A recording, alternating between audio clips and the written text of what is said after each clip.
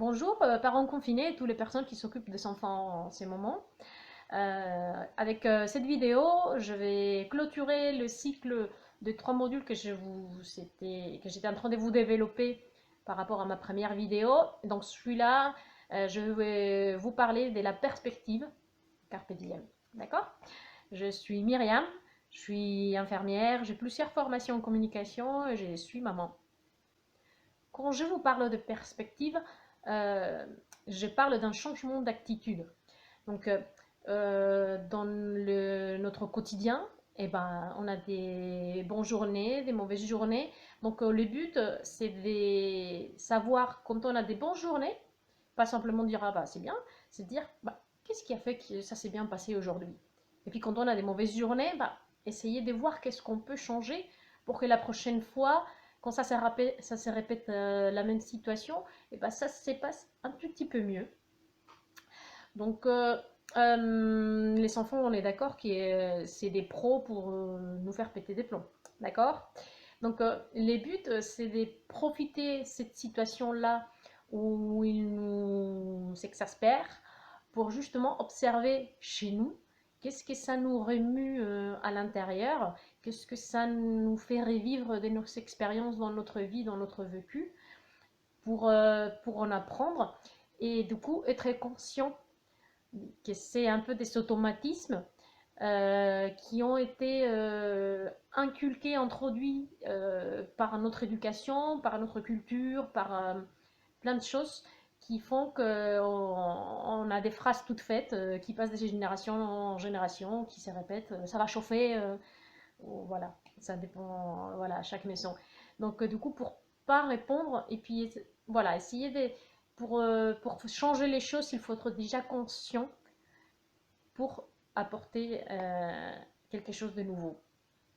Donc, si vous imaginez que vous avez une machine à remonter les temps, ben, qu'est-ce que vous aimeriez changer de votre enfance?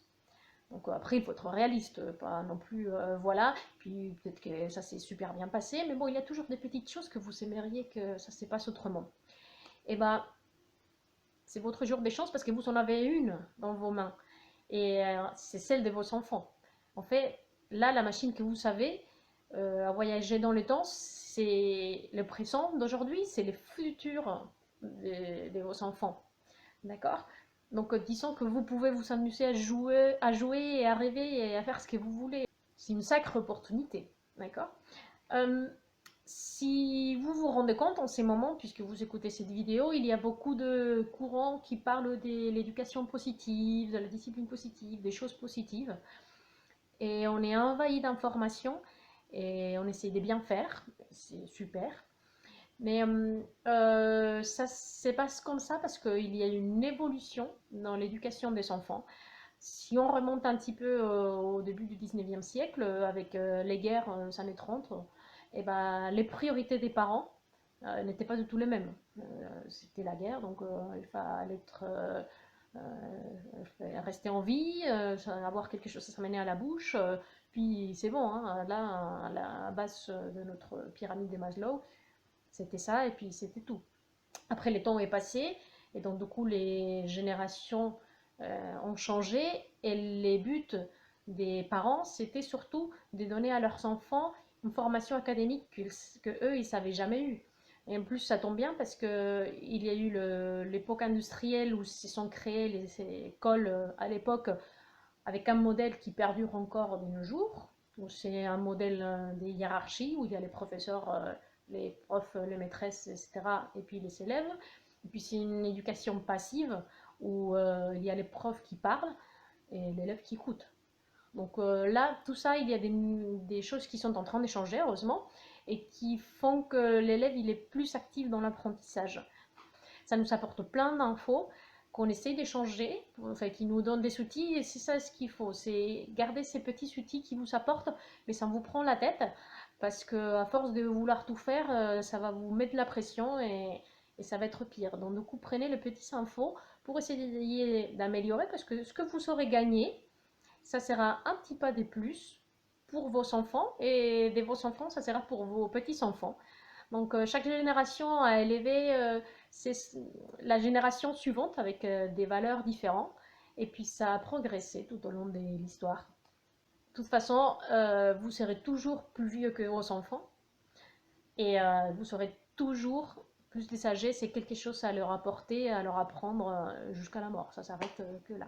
Je voulais répondre à la question que Laudine m'a posée dans les commentaires, où elle m'a demandé quelle stratégie on peut prendre quand on a l'impression que tout est contre nous. Et du coup, ça crée des situations de stress qui se transmettent aux enfants ensuite. Donc, du coup, en fait, elle est en train de décrire un cercle vicieux. Et qui c'est qui va casser ces cercles vicieux? C'est nous, c'est pas eux, ça c'est sûr. Et donc du coup, c'est aussi la montagne, la courbe de l'agressivité qui est en train de monter aussi, du coup, dans des situations comme ça.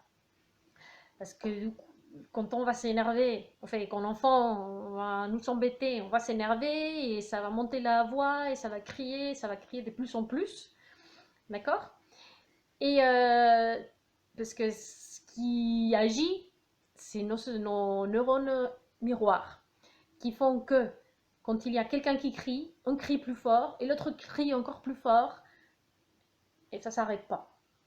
Donc il faut utiliser ces neurones miroirs justement pour casser ça et pour descendre de la courbe de l'agressivité, ben justement l'effet inverse. Si vous vous êtes rendu compte, à chaque fois que vous rentrez dans une salle où tout le monde parle tout bas en silence, sans savoir pourquoi nous on arrive, on fait pareil.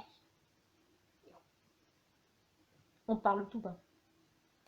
C'est parce que on fait comme les autres.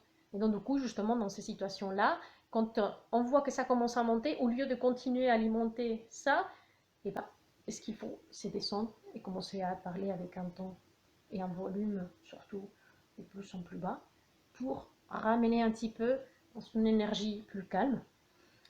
Et pour faire ça, bah, on a besoin du coup justement de faire baisser d'abord notre courbe d'agressivité avec les manœuvres que chacun a personnellement. Je vous disais, ça peut être respirer, faire des pompes. Et il y a une technique qui consiste à serrer fort le poing, lever les épaules, les secouer en bloquant la respiration, comme ça plusieurs fois, et puis lâcher d'un coup, ouvrir les poings, baisser les épaules, répéter ça plusieurs fois. Et vous répétez. Et ça aide un petit peu à décharger un petit peu. Donc le fait de descendre un petit peu de la courbe, ça fait en même temps qu'on va éviter de reproduire des nouvelles situations un petit peu tendues. Et avec cela, je vous dis, partagez beaucoup, parce que si vous partagez, je verrai que ça vous intéresse ce que je vous dis. Et puis si vous me laissez des commentaires, ça me donne des idées pour vous faire des vidéos de ce que vous attendez, parce que moi j'ai plein d'idées déjà dans la tête.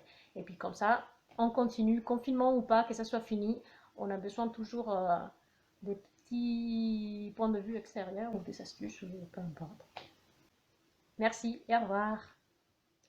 Vous croyez que c'était tout? Eh ben non, non, non, non, non. Je voulais vous reposer un petit peu, mijoter tout ça, et je vous prépare les stratégies 3 et 4 pour la prochaine vidéo. Comme ça, vous intégrez bien tout ce que je vous raconte. Bis!